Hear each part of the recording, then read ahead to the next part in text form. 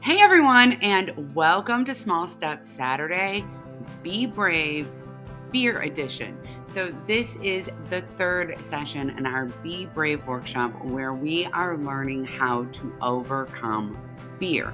So, today I want to talk about how to address fear in general. Like, what if you have fears that don't fit into the 7 that I talked about in the last 2 sessions? And I also wanted to give you a tactical exercise to do as it relates to fear, whether it's one of the ones I've talked about or one that you are dealing with. And I want to just let you know that this exercise is really, really amazing, especially if you find yourself struggling with fear pretty regularly. And a lot of us don't think we do, but once you start down this road, you may find that it comes up more for you than you thought. And that's okay. I don't want you to judge yourselves or be like, wow, I didn't even know I was afraid until that lady on YouTube mentioned this, made me do this exercise. And now I feel like I'm afraid of everything and I didn't even realize it. It's always good to kind of look inside and see what's going on for you. Because if you're struggling with things like procrastination or lack of motivation or high stress, there's a pretty good chance that you have some unresolved fears that need to be addressed. So there are 3 steps in dealing with fear. Number 1 is to identify it or name it. It's really important that we create awareness about the fear rather than just kind of piling things on top of it, ignoring it, shoving it in a corner somewhere. It's important that we identify it. Even if it seems ridiculous, right? Even if you're like, well, that's a silly thing to be afraid of. It's very, very important that we identify and name it because that will help us know what to do with it. That will help us process it or let it go. Okay. The next thing that we're going to do is get really curious about that fear, right? So we're not going to judge it. We're not going to judge ourselves for having that fear. We're just going to get really curious about it. Where did that fear come from? How likely is it? Is this something that is within your control or not? Is this something that is a far off fear? Right. So we really want to get curious about what that is or what that looks like. And then for those fears that you feel like this is mine, this is something that I can manage for myself, this is something that I need to look at, that I need to work through, that I need to overcome. We're going to do the third step, and that is we're going to make a plan and take action. And so I have talked in the first 2 sessions about this fear that I had in finding out that people in my family had breast cancer. And by the way, no one in my family had ever had cancer until 2020. Not kidding. That I really even had to be concerned about. So then in 2020, 2 of my family members were diagnosed with breast cancer. Now, at that moment, yes, I was so very concerned for them. And after they came through treatment and they were doing well, I became concerned for myself, right? I became fearful about developing breast cancer.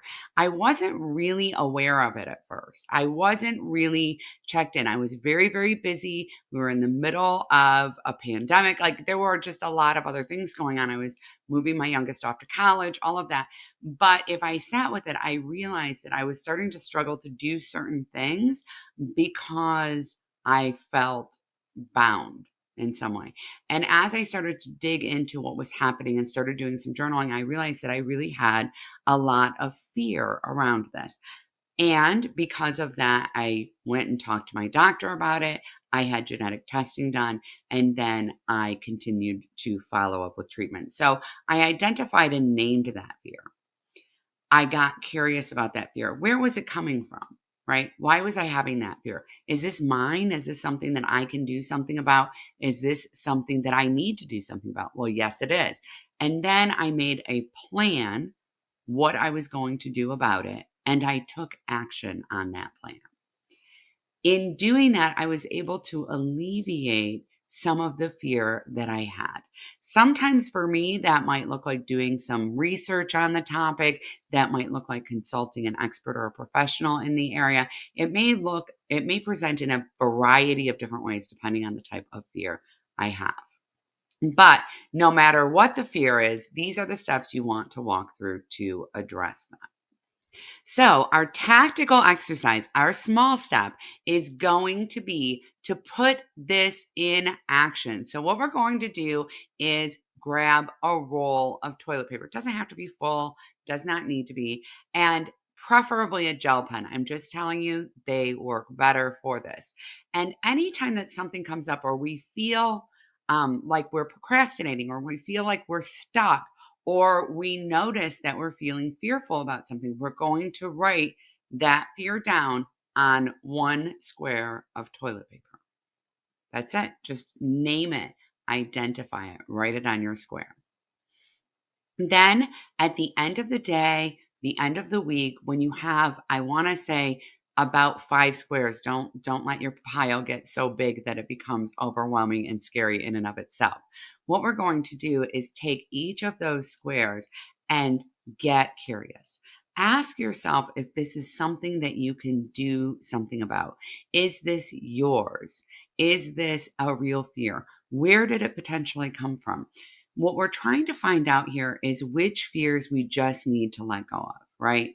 If you have fear about someone else making a choice that you don't agree with, or someone else making a choice that potentially is unhealthy or unsafe for them, if you have a fear about a big global event that you can't do anything about, then what you're going to do is take all of those pieces of toilet paper that represent fears that you cannot do anything about, and you're going to flush them.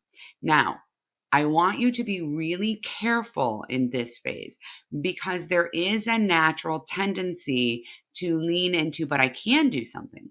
I could show up. I could be supportive, right? And that's fine. If you generally show up and are supportive, you don't need to change anything about what you're doing right now, right?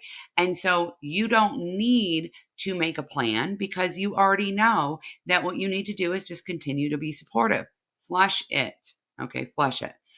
The other scraps or squares of toilet paper that have fears on them that are real, that need a plan, that need to be addressed, we're going to use each of those squares to create a journal page. And I just want you to write down what is going on with that fear. Where did it come from? What can you do about it? What type of action could you take? Be sure to go back through your journal entry just to confirm that the things that you're experiencing as fear are facts. And do not be afraid at this point to flush that square if you recognize, wait a minute, I am afraid of this thing. And yes, this thing is mine. But it's based on a lot of nonsense information. It's based on something I was taught in my childhood, right? Sometimes we have fears that over years of our lives we've learned that are actually, when we break it down, we realize it's untrue. I will give an example of that for those of you who are watching and you're wondering, what does she mean by that? I had a fear for many years that if I was not caring for my house well, caring for my kids well, keeping a pristinely clean house, meeting this extremely high level of domestic expectation, that my marriage would collapse and that it would be my fault. I know. I promise you it's not 1950, but I had this fear about that. And so on a regular basis, I would have recurring fears related to this, right? I would have fear that if I asked my husband to help with something, that he would resent me, that he would be angry with me, that it would cause abandonment and rejection, that he would leave. I had fears that he was secretly harboring resentment and disappointment in me. And because of that, I acted in that fear a lot. I overdid everything. I burned the candle at both ends. I was exhausted. I was stressed. I was on the verge of like burnout, breakdown, the whole nine. And when I recognized that that was a fear that I had, it's a real fear. That's a real thing that can happen, that you can actually have your marriage dissolve. That's a real thing that your partner could choose to leave you. So when I realized that I had a real fear of my partner leaving me, that I felt like I could do something about this, right? I felt like this is mine. This isn't his, this is mine, right? I can do something. I can do all the things. I can make sure that he's 100% happy. And I've thought of every need he might even imagine having 5 years in advance, et cetera, et cetera. Yes, it's exhausting. It is as exhausting as it sounds. When I started to journal about this and where this idea came from, right? Where did this fear actually come from? Had he done or said anything that had created this or that had contributed to this? I realized that this fear way predated him. I realized that as a child, when I was really young, in my earlier childhood, in my elementary years, that I had learned this from modeling, from seeing what the women in my family did in regards to caring for the home and the children and the husband. And I also had learned this because it was said to me. So there were things that were said to me in my childhood related to how I was unmarriable and how that would destroy my life. And there were, by the way, a long list of reasons why I was unmarriable. If you want to know what they were and how I have worked through them, because you've also had this burden or had this fear or concern, go ahead and drop that in the comments. And by the way, the rest of y'all that have never had this, please don't judge this. This is actually a real thing. When you grow up in a family culture that insists that women must be married and it's indoctrinated in you from the time that you're born, and then you are told that you're unmarriable, there are a lot of value and self-worth issues that can come out of that, and a lot of unhealthy relationship habits and patterns that can come out of that. And so we're not going to judge that. Yes, we know that it's the 21st century and women can be single and thrive, and that single women are the happiest people in the world. We all know that in our minds, but that doesn't necessarily change what has been poured into you or what is unconsciously going on inside of you. I highly recommend, by the way, if you are an overdoer in your household and you struggle with sharing the load, that you reflect on whether or not you have this fear as well. Once I realized where that fear was coming from, and once I realized that it does not, in fact, align with me, with what I want in my relationship, with my partner, what he wants, it does not align at all, right? Then I was like, oh, I need to pitch this, right? I have to let this go. I have to let this go because this isn't real. This came from bad indoctrination, right? I'm not actually afraid that my husband will leave me if my baseboards aren't clean. Hello? Like, I'm actually not. Never have been.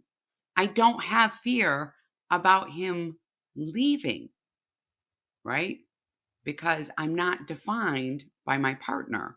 When I realized that that fear was actually creating actions that I didn't want to be taking, behaviors and stress and strife, right? I was able to flush it. Yep. And I was able to move past it, right? And part of that, by the way, included having a very candid conversation with my partner, who was very, very receptive and who I trust and feel very safe with, about the fact that my behavior to that point was very much impacted by this very unreal, unreasonable to me, something I did not want to hold on to, unconscious indoctrination, right? And by the way, y'all, in case you're wondering how that story goes, he was actually really not happy or comfortable with the situation either, right? It was just like a thing where he was like, I thought that you wanted it this way and I don't like it this way. And so actually, this thing that I was doing to try to please him was detrimental and bad for his quality of life as well. He felt shut out, right? He could see the strain. He did not know how to navigate it. And he tried, but that fear made me shut it down every time.